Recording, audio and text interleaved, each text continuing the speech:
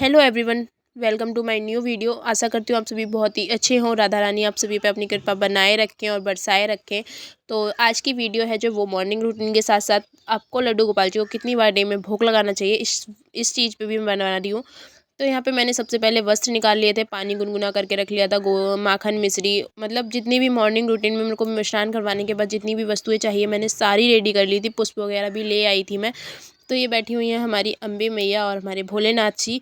तो इनको मैं सबसे पहले स्नान करवाऊंगी। और यहाँ पे केशु बैठे हुए थे। केशु को देखो कितनी ज़्यादा ठंड लग रही है कि उन्होंने वो एक आंख से थोड़ा सा ही देख रहे हैं, बाहर की ठंड बहुत ज़्यादा है।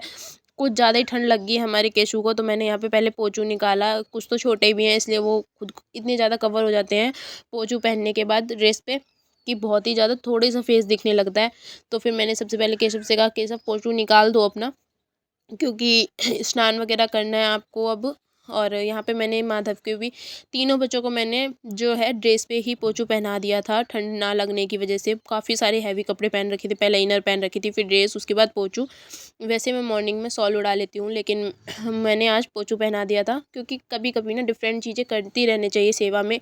कभी जैसे शॉल उड़ा ली, कभी पोछू पहना लिया, और कभी कुछ ज़्यादा, मतलब आप अपने अकॉर्डिंग कि हमें लड्डू गोपाल जी को कैसी सेवा चाहिए वैसी आप प्रदान कर सकते हो। तो यहाँ पे मैंने माता रानी को स्नान करवा लिया था, भोले बाबा भी स्नान करके बैठ गए थे।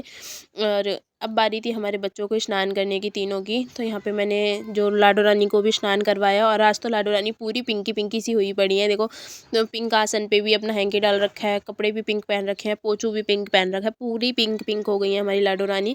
बहुत ही सुंदर लग रहा है आज का श्रृंगार दर्शन। आप सभी को कैसा लग रहा है वो भी आप कमेंट में बता देना।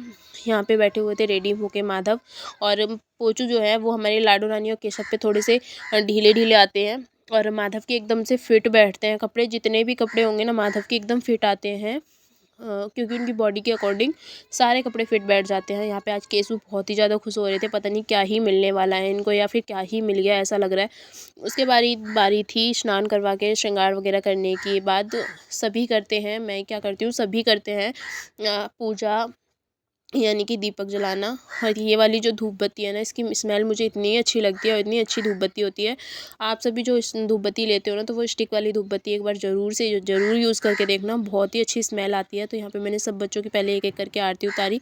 और आरती में मैं सभी जानते हो कि मैं कौन सी वाली आरती करती हूँ। उसके बाद फिर मैंने सभी लोगों की आरती हाथों से पहले धूप बत्ती से की थी, फिर दीपक के साथ और धूप के साथ, दोनों के साथ आरती उतारी सभी की। और इस तरीके से मैंने मॉर्निंग पूजा करी। मॉर्निंग पूजा में मैं 2 आरती तो करती ही करती हूँ यहाँ पे, अम्बे माता की और हमारे कुंज की। तो यहाँ पे आप सभी देख सकते हो कितने अच्छे लग रहे हैं।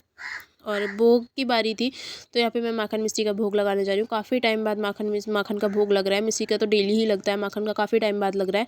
तो यहाँ पे मैं माखन मिश्री का भोग लगाने जा रही हूँ। और मैं भोग के बारे में बताने वाली थी कि हमें अपने लड्डू गोपाल जी को कितनी बार डे में भोग लगाना चाहिए। तो कम से कम 4 पहर, यानी कि 4 टाइम तो हमें लड्डू गोपाल जी को भोग लगाना ही चाहिए। कि जब आप मॉर्निंग में जब अपने लड्डू गोपाल जी को उठाते हो, तो काफ़ी लोग ऐसे होते हैं कि उठाने के बाद स्नान करवाने बिठा लेते हैं। ऐसा ना करें, पहले आप मॉर्निंग में अपने लड्डू गोपाल जी को बहुत ही प्यार से किसी वाद्य यंत्र से अपने ताली बजाकर लड्डू गोपाल जी को उठा के उनका आसन प्रदान करें। उसके बाद हमें दूध का जो भोग होता है वो लड्डू गोपाल जी को देना चाहिए, दूध और मिश्री का। और आप मिश्री नहीं दे सकते तो आप काफ़ी केवल दूध का भोग अवश्य से अवश्य दें मॉर्निंग में उठाने के बाद। उसके बाद जब आप स्नान वगैरह करवा लेते हो तो मिश्री का और जो भी आप नाश्ता वगैरह बनाते हो उसका भोग लगाएं। उसके बाद दोपहर का भोजन, यानी कि सात्विक भोजन, कोई भी जो है लहसुन प्याज यूज़ नहीं होना चाहिए उनके भोग में, वो भोग स्वीकार नहीं करते हैं, वो भोग लगाएं। विश्राम करवाने के बाद जब आप शाम के टाइम में उठाते हो तो फिर से दूध का भोग लगाएं और रात्रि का भोजन करवाएं।